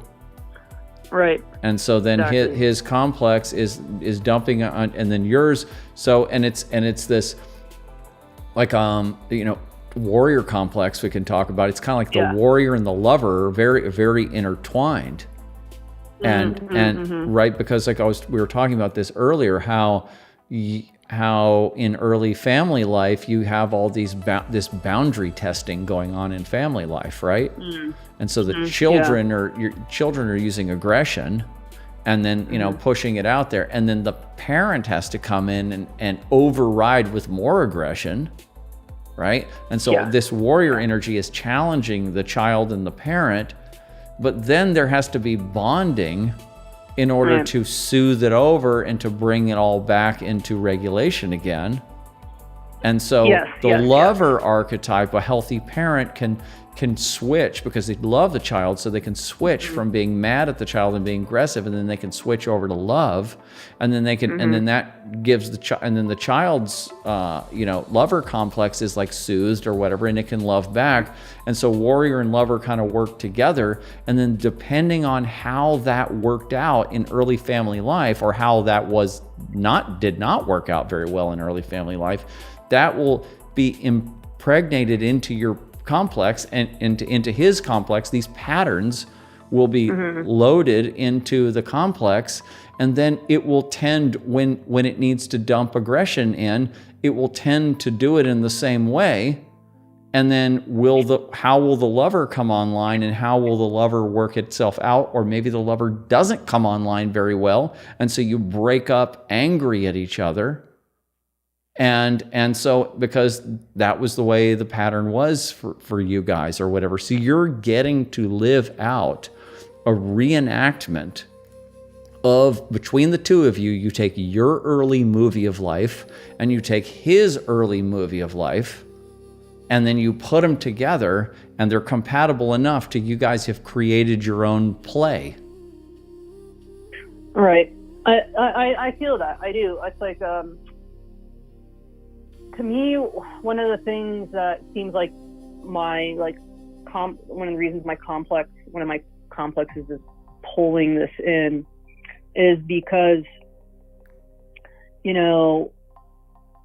were talking about the warrior archetype, and how that's, sometimes I think I will go more towards this maladaptive lover that's like willing to sort of be a very appeasing, agreeable, try to manage the whole situation, take in all the energy and be the one to hold it, and thinking that's like a way of being a lover. But I'm starting to wonder if some of my complex, or one of my complexes, is pulling these people in because it wants me to learn more about this warrior energy. Like, I don't like the idea of somebody being my enemy. I would rather live in a fantasy world that there's this idealistic version, instead of being realistic and like, no, this person is actually damaging me. So like that would relate back to childhood too, because as a child, it doesn't matter sometimes how your parent can be an asshole like for years. There's still this part of you that wants to find ways to get them to love you instead of being, That's you right. know. So that's some of my thoughts right there. That's perfect. See, you're so talented. That's exactly, that fits perfectly on there. Exactly. So your way of relating, of coping with these conflicts with the parents in early life, and so you moved in, and this is a natural thing for children to do. The child is completely dependent on the parent, and so it doesn't make sense for your survival to actually stay mad at the parent, and then then the parent won't like you, and then you will be abandoned. Yeah. And that's exactly it. Right. And so then that carries over to other humans, to other adults. And then you can kind of map it out to men and women. You can be, well, I kind of do this with men and I kind of do this with women, and you can kind of, but yeah, so these early relational object relations, they call them, your object relations theory. And and so you're getting to see, like you said, is the complex actually trying to get you to use warrior energy or to see things that you couldn't see before? Is it trying to get you to establish your warrior energy?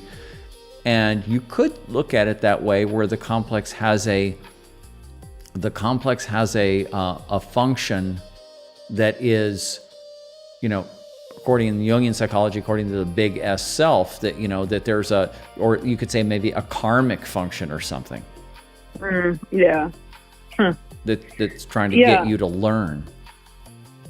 I mean, maybe, because I've definitely have some of these things have repeated year after year, and some of them have gotten really severe. Yeah. So it feels like. Yeah, it's a complex. It's an autonomous complex. Yes.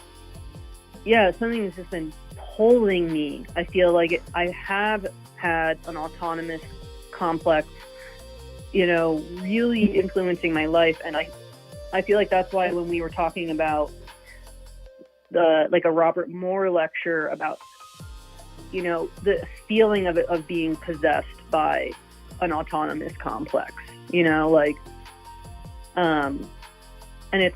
and then it's all to sort of relive these these self-object experiences from childhood, I guess. Mm-hmm. Exactly. So that's what you're working through, and that's what. So you're figuring it out. You're seeing it, and you're seeing the how the complex, and so what we're doing now is we're saying, okay, well, first, what we were doing this afternoon is that I was encouraging you to allow the mind part of the fight, the conflict, to kind of do its own thing, and don't pay too much attention to the mind thing, and just stay in the body. Right? True. I was saying, stay in the body, stay with your feelings, go through the feelings. Did you cry? I didn't really cry today. No. You didn't cry. I maybe got a little emotional, but I didn't. It was more contemplative. You didn't feel like crying?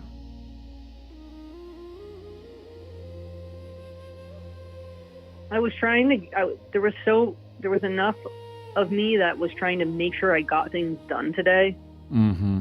That I couldn't really go that far into my emotions. I went to a park for an hour, and I was just being with it, but I didn't have a major release today because I was triggered, but I wasn't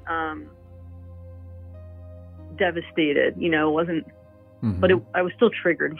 Definitely. Yeah. Well, if you can revisit this tonight or tomorrow, or whenever, if you can get yourself to cry over it, that will help. Yeah. That's like, I mean, yeah, it'll be, yeah, it'll move it's energy. usually every few days Okay. Oh, you're crying every few days anyway? Yeah. Usually I'll have to take a second to like process something that makes me like need to just, release some water. Yeah. So. You're crying. You can say crying. Yeah. Yeah, so that's very important, and I think as you go forward with this, you'll get more comfortable doing that. It's a very big part of at least my version of doing the work, and what Melissa and I did a lot of. And so the crying, and so you stay in your body, and you allow the emotions to move, and you allow them, whether if it's usually anger on top, we're talking about warrior energy, anger's on top. And you allow the anger to be there, and you feel it in your body, and you allow it to move, and then you kind of allow it to break through to crying or to whatever the feminine emotion is behind it. Yeah. And you process it in the body, and you don't distract with heady stuff or whatever. And sometimes, like you're saying, you had to work, and you have to do things. And a lot of times, what if you get triggered, at the workplace? A lot of people work at a workplace, and you can't just cry in the middle of everything. So, yeah, right. Right. So you have to come back home again, and you have to revisit the situation, and you have to let it move through your body again until you can do that, at another time. But so that's what we're doing, and then we're sort of mapping it out and tracing down the archetypal energies that come out in the complex. So when the complex activates, what energies? If you take the whole cycle, because you have the beginning of the cycle, and then it peaks, and then you have the end of the cycle. If you take the whole cycle and you scan it to find out what emotions came forth, those are the emotions that are tied into the complex, or to the two complexes or whatever that are activated. Yeah. So what were those emotions? So for me, what came up was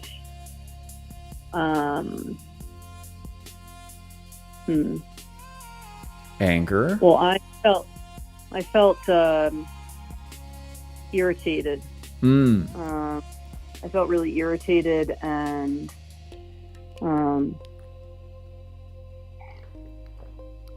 kind of like this person was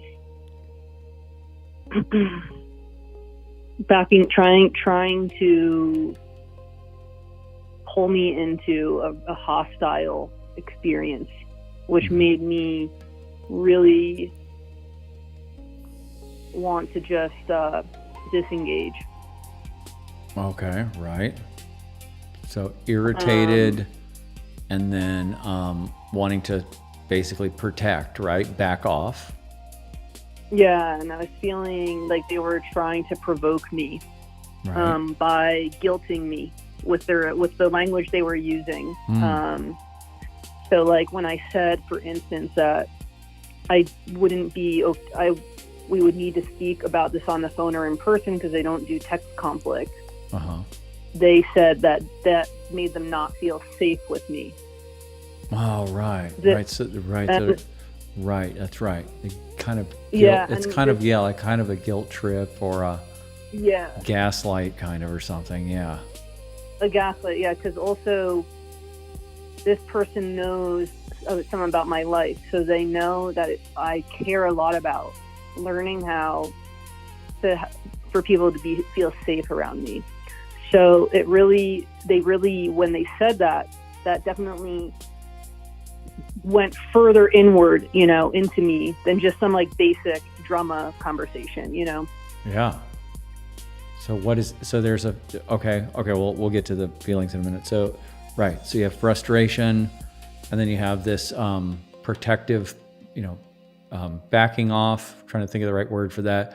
And then you have maybe guilt in there, or maybe it's not quite guilt, but it's some kind of, I guess it would be, right? And then, okay, like shame, like shaming me almost. Shame, like, there it is. That's what it is. It's shame, right? They're trying to shame Yeah. me. Right. Okay, good. And then what?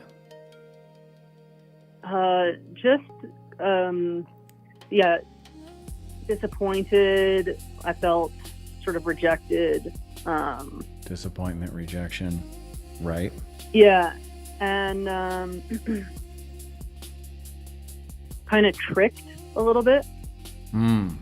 Yeah, that makes you angry. Yeah, I don't like that at all. Which is an interesting thing. That would be an interesting thing to explore. Keep going. Yeah. And then what about as the day went on? What else? I was very activated. I had a lot of energy moving through my body. The Right. whole time that I was working on things, half of my attention was on my work and the other half was me just sort of trying to keep myself regulated. Mm-hmm. And I did have to pause. Since I work from home, I was able to pause what I was doing and go to the park and hang out. But it did trigger me enough at the time that I literally had to. It totally provoked me, Right. And then when you were in the park, what happened?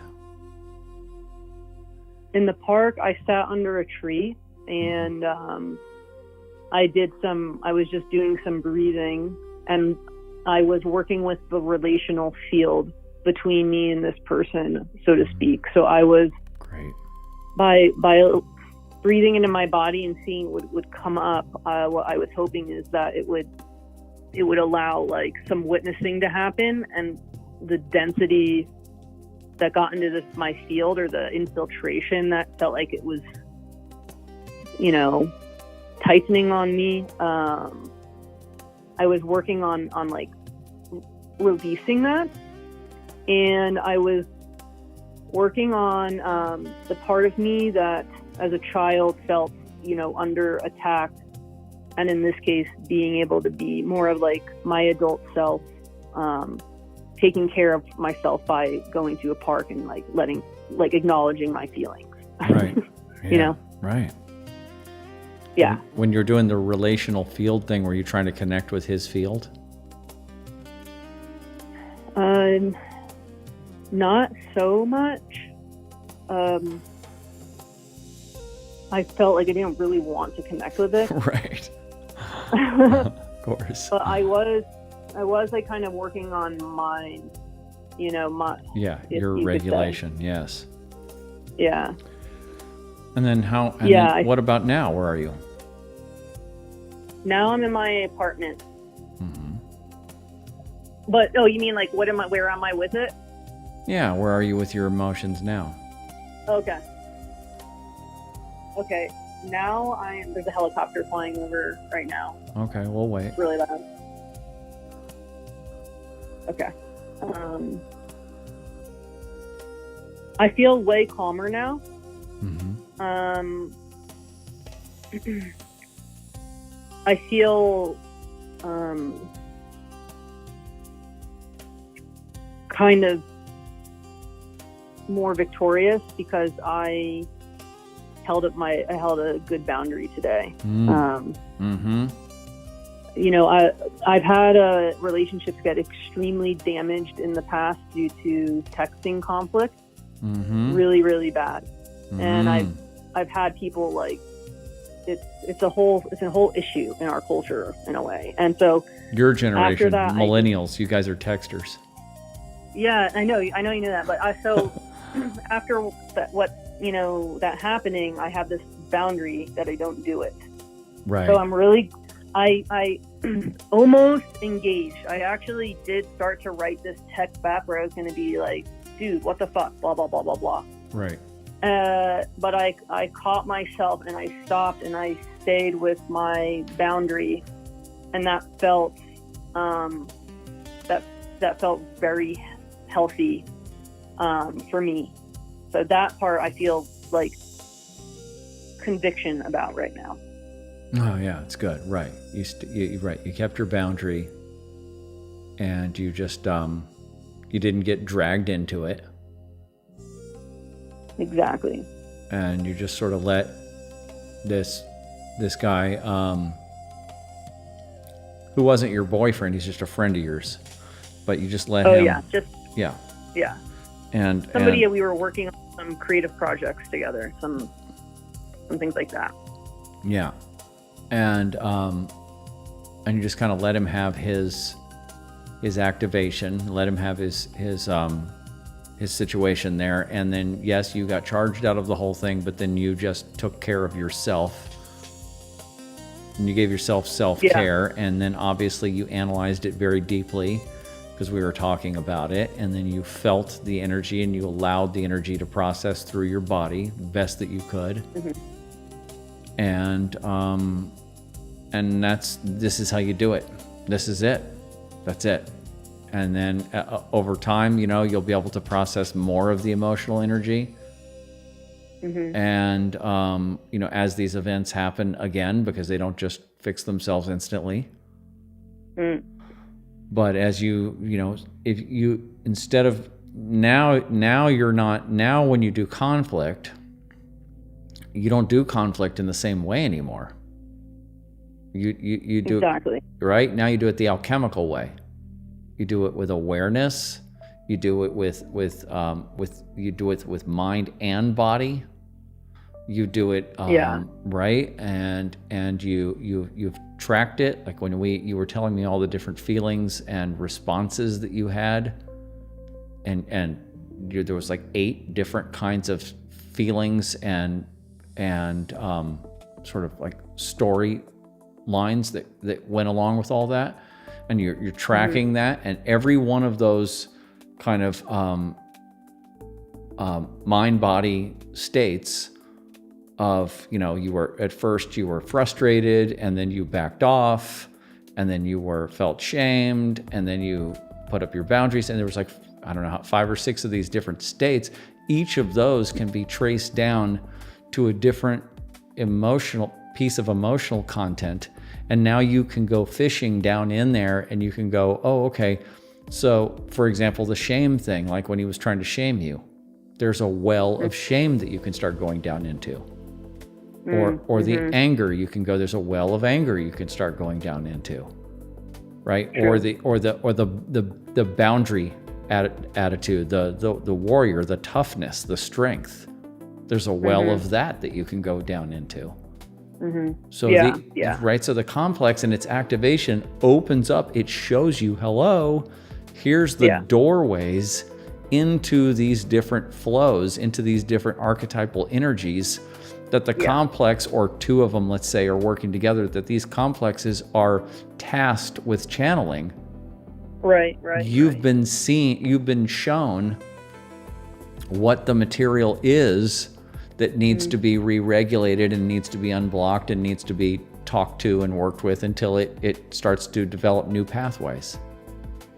Yeah, agreed. It almost makes me think that when the complex gets activated and it's like, oh, okay, this well of shame has just appeared, mm-hmm. or this well of anger, or this well of shock. Mm-hmm. It's like, then you could do the active imagination with that, like literally. Right.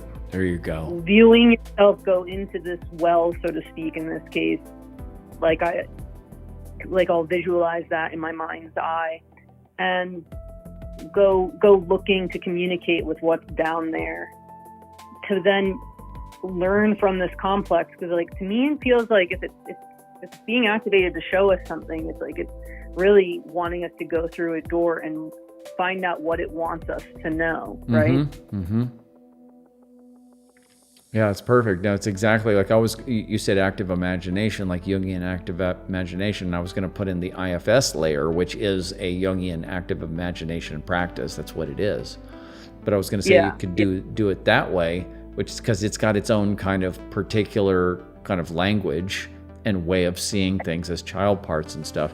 But you can do it in any kind of way that you want to, and you're very talented at being able to do that. So that's a gift that you have. I don't have that as well as you do. So you can now go down into those emotional channels, and especially when you're like where you are now, like you could do this tonight because you still have some activation going on in your body, but not so much to where you're distracted. And now you could actually do some active imagination. You've been dreaming a lot lately, and so you probably have some dreams over the next couple of days. Yeah. And then you could take those and follow those through. Go ahead. Yeah.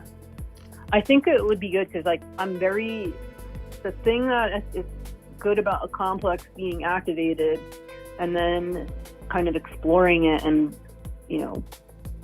pulling things out of it, as I've heard you say, it's like, theoretically it should help to actually make everything within, like, lessen those maladaptive personality traits. Like, it should give more power for you to be, connected to your, like, capital S self in a way, right? Mm-hmm. Yeah. Rather than being controlled by these maladaptive complexes, because when you go into them and you meet them and learn from them, you can begin to witness them and validate them, and that, like,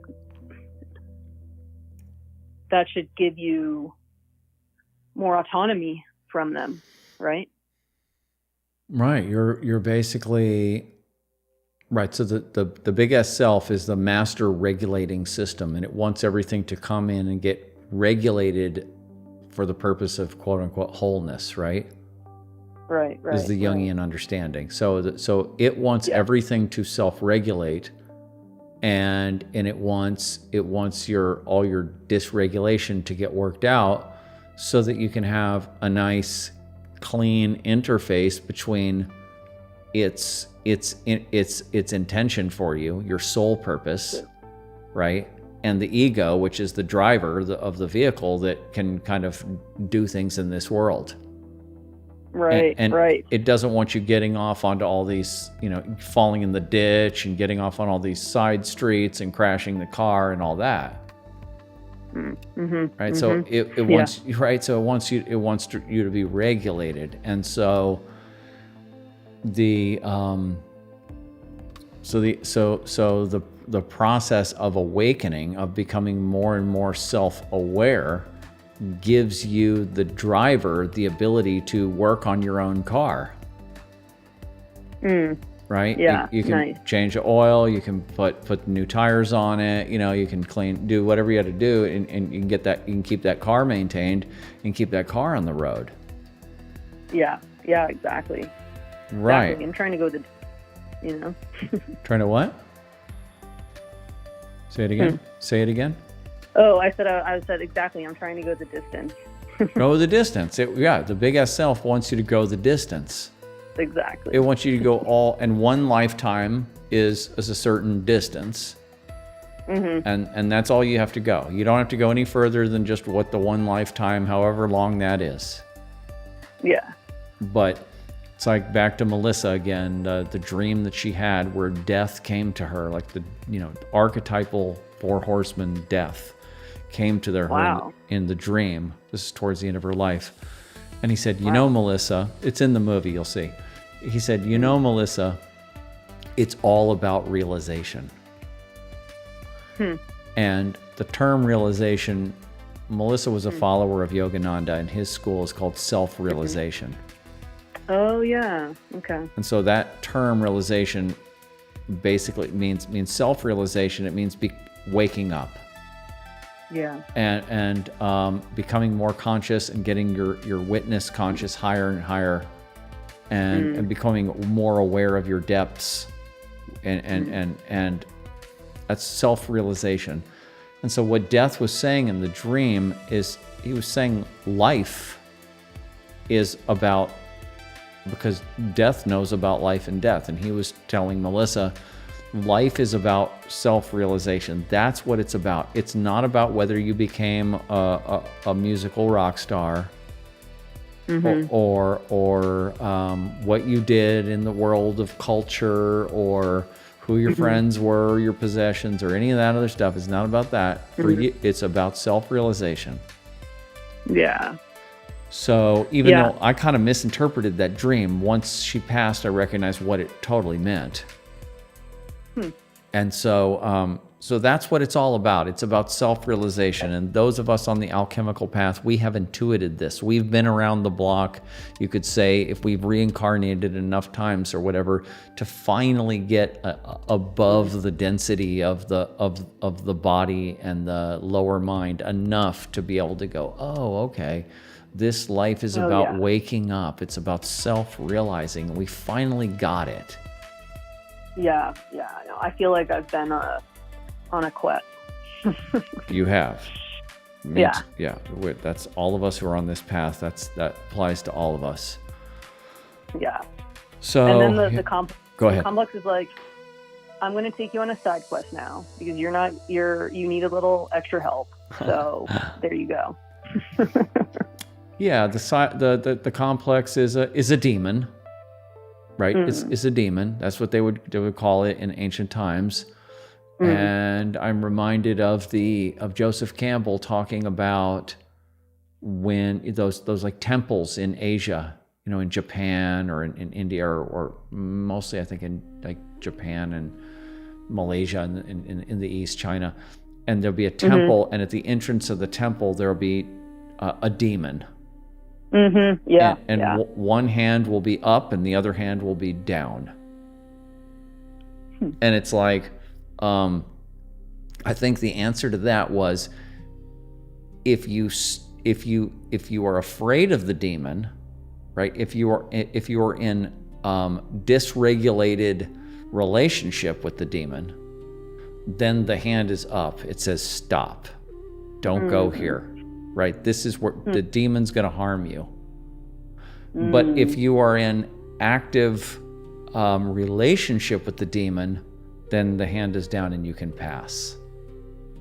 Oh, that's so interesting. I had no cool, idea. Huh?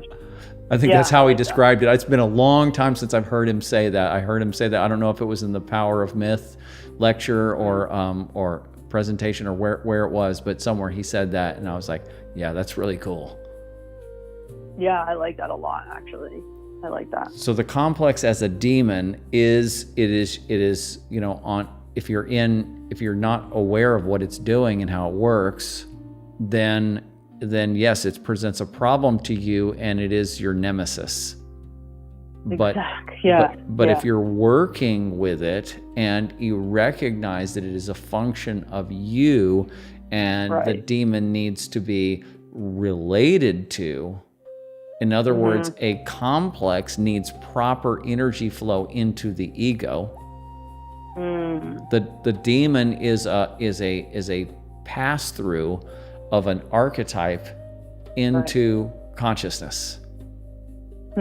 So it's not a bad thing if the regulation is good, but if the regulation is blocked, then you have blocked energy, then you have a conflict, then you have a negative complex, an autonomous complex, you have a demon.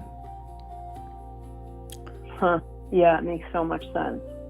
So that's what you're working with. You're working with your demons, and you're relating to them, and you're figuring out how to turn them into. It's like all those different myths of the toad turning into a prince, or whatever different lower animals turning into higher animals or turning into higher beings. It's all kinds of mythology of lower creatures being turned into higher, being transformed, transmuted. Yeah. Totally. Into a caterpillar, into butterfly, whatever metaphor you want to use. Yeah. So that's what you're doing. That's what you're working with. And this is the process, and this is how we do it. And this is kind of the Jungian way, and kind of updating it for the 21st century a little bit, and whatever I can come up with, whatever you can come up with. This is, it's rooted in what a lot of other badasses have been teaching. And so we're not just coming up with this off the top of our heads, but we have to improvise, and we have to add new layers and new metaphors and ways of looking at it and new practices, and keep on. We are the like I say all the time, we're the test subjects, we're the guinea pigs, we're being experimented on, but we're also the experimenters, we're the alchemists. We're working on ourselves in the lab. Yeah, it very much changes the lens at which you experience, your life and your exchanges. The more I sort of start to like process and understand this. So I really like that because it actually feels like, even though it's complex, and it's so layered, every time I sort of put this material in front of me, it helps things make sense rather than makes things more confusing. Right. Like when you're reading that book, The Complex, right? It's all clicking. Exactly. It's like, okay, this makes sense now. I know why I reacted that way or why these things were going on, because it's been sort of like a lifetime of feeling super confused and looking to make sense. And so it's really cool coming into this information. Yeah. Right. Yeah. That book is just so well stated, because all that material is all over the Jungian literature, and but to see how that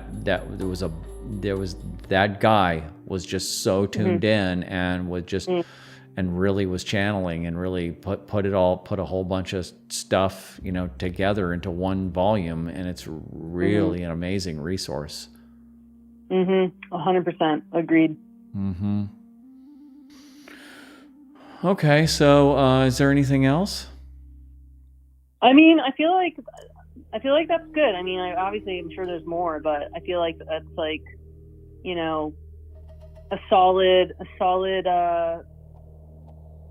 storyline, solid saga that we just kind of went down. Yeah. We did. So to everybody else that's out there, because we're kind of at the end of our show here. We've gone for 2 hours here. I'm kind of trying to keep them to around 2 hours, and but we can stay later if there's a need to. So if anybody has any comments, if anybody wants to say anything about Lauren's testimony and what she's been working with the complex and how she's been working through it, go ahead and put that in there, or anything to me, put that in there, and maybe Lauren just wants to hang out, till the end here, a few more minutes, and then we'll just do that, and then we'll sign off. This has been a really great show. We did an hour of going through theory on the complex, or on complexes, and then or a little more than an hour, and then we talked to you for 45 minutes or something. And that was just amazing. And isn't it funny and synchronistic that this was my subject matter for the week, and I didn't know kind of everything that I was going to put together, but then started reading that book, I don't know, a week ago, a little less. And then all of this downloading started happening about that. And then I started journaling it out and filling it out on the whiteboard. And then I started working with the AI program and just started, doing all this and got all this stuff together. And then you today, the day of the show, you had this big inflammation with this friend of yours. And so we had the opportunity to together go into it. Yeah. And then you called into the show and you gave your testimony, and we were able to work through it and talk through it. And it's just like this is a perfect show. It was really synchronistic, and it's like, that's what's so interesting about like the information is it's a very sort of living information. So I feel like by working on it and connecting on it and talking about it with the timing of your show coming up, it's funny how a bunch of variables can collide like that. Yeah, it's very living in the movie. It's very synchronistic, and this is it. This is how life is on this path. And that's what we want. Like the more synchronistic like things occur, to me, it shows like alignment, or things are moving, or things are opening up. I see it as like a very good sign. Oh no, absolutely. And because if you're attuned to this and you're getting meaning out of this, and this is the juice of life, or being creative, or loving, and whatever, this is the juice of life, or even even being aggressive or whatever is the juice of life, but this meaning stuff, and this is feeding the magician archetype, and this symbolic meaning and mining life for meaning, and then basically analyzing your movie of life with symbolic literacy. As a director, analyzing the movie of life that's playing out, and then improvising in the movie of life, and doing it knowing that there is this transcendent influence that's coming into life, and that it's playing with you somehow, and it's pushing and pulling on you, and it's bringing relationships towards you, and or pushing relationships out. Like right now, for example, that person is actually out of that person is probably not coming back into your life. Oh yeah, no, they're not. That's what's so fascinating, watching somebody just like pop out like that. Yeah. Right. It's like where they were is, and because you're going, you're going on this alchemy trip, and you're just going full force on this thing, and you're primed for this thing, and you've had your training wheels are off. You took the training wheels off. I'm going down. No handlebars. No handlebar. No handlebars. What's that? Just, when you're biking down a hill and you're not even, holding onto the handlebars, but you're just cruising. Oh, right. Exactly. Wow. Right. I'm not on that level. I just, yeah. It's just fun. Yeah. I'm holding on to the handlebars. No, I'm holding on. Trust me. I'm holding on for tightly. Yeah. But yeah, so some of us are tuned this way. Some of us are on the inner quest, and we're tuned this way. And this is the good stuff. This is the juice. And the conflicts are, they hurt. They're not fun. It's, they hurt. It's like, but you can see how they open up these pathways. They open up down to these wells, down to these veins of ore, and you can go mine those veins of ore. And then you're unblocking those arteries, and you're getting that flow going. And then these kinds of patterns start to fall away. Yeah. I mean, personally, I'm psyched by the idea of some of these patterns shifting and getting to experience some new ones. Right. And then I talk about the social side of the whole thing, of meeting alchemists and stuff like that, because, for example, with me, you could have a fight with me, if that happened, you could have a fight with me, but I would never do it like anybody else that you know. For sure. Yeah, I hear what you're saying. Right, so you wouldn't actually turn the same cycle with me. Right. It would be something. I know what you turn into something else, into a different propensity, and that to even have one person, imagine one or two people that are in your life that do things at a higher level like that. That's another self object. It's another object that's in it's another planet that's in your constellation. That's changing the whole way in which energy moves and everything. I mean, maybe part of the reason I've had so much conflict in my life, opposed to there's something in me that wants me to learn how to do this in an alchemical way, and it's like in a more high or mature way, essentially. Well, yeah, that's individuation. Yeah, absolutely. You could call individuation just maturation, maturing. Right?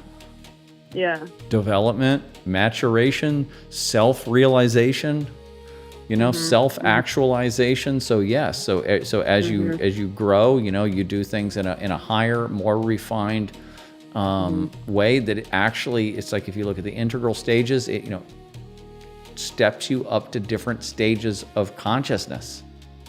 Exactly. And you know what it makes me think is a lot of what's missing is like this type of understanding of the psyche, because a lot of times, because of the New Age movement, we've been led to think that, at least for me, it always seemed like self-realization, actualization was more of getting into that non-dual Right. thing, like meditating and you're just one with consciousness. That's the Eastern way. Yes. Uh-huh. Yeah, and people are like, I'm non-dual. I've met people in real life who are like, I'm non-dual, and it's cool and all, but you know, I always felt like that was just making me like kind of flatlined and airy fairy. Like it didn't stop like conflict from happening, or you know. So they're not non-dual. Like, no one is non-dual, and you can get into a non-dual state, and that's a good practice to do, and that's training your whole neural chemistry and all that. That's good for you. If you can get into non-dual states of consciousness, advanced meditative state. Yeah. You can get in there, that's a good thing, and you should do that. But that isn't where you're going to be, you know, going to work and taking your kids to school or whatever's going on in life. And, you know, and you're going to have complexes, you're going to have shadow material, and you're going to constellate like resonance in the world around you. And then you're going to have to do what we're doing. Exactly. Yeah, I do. I'll need to continue to explore like this complex or complexes in me that, are pulling in this type of conflict. You know, so there's definitely a lot there. Oh yeah, you'll be working on it. Okay, so thank you for calling in today. I really appreciate that, and we'll be doing it. We'll be doing it more, you know, as more stuff comes up, and there'll be more instances of something like this or other stuff to talk about. So we'll be doing it more. And then everybody that's listening to this, you can find Lauren at what is it? What is it again? Oh, it's currently Psyche's Alchemy Lab, but right. It's sort of a new channel. So Psyche's Alchemy Lab, right? It's just got you on there, just talking about your experiences and what you've been going and how you've been working on yourself and stuff. Yeah, precisely. Okay, wonderful. Okay, so cool. Yeah. Okay. I guess I'll hang up with you right now, and then I'll end the show. Okay, sounds good. Bye, Colin. Okay, bye, Lauren. Talk to you later. All right, so everybody, thank you all for hanging out. If anybody wants to pass the show link to anybody else that they know that would be on this path, that could benefit from this, and go ahead, do it, definitely. And if anybody needs to contact me or has any ideas or anything they want to work with, you can always do that. And shadowtechalchemy.com is the main website. And I will have that article on complexes up on the articles tab on the Shadow Tech Alchemy website. That'll be up there. And I'm Colin E. Davis on Facebook. And that's good. And so I think I hope everybody has a great week. And thank you all for hanging out. And it's great to see everybody again, and I really appreciate you guys for coming over here and doing this with me on Tuesdays. And it's great to know you guys and to get your feedback and to hang out with you and to share this information with you. It's an honor for me to do that. So thank you so much for doing that. And I will see you all next week. And have a great week, everybody.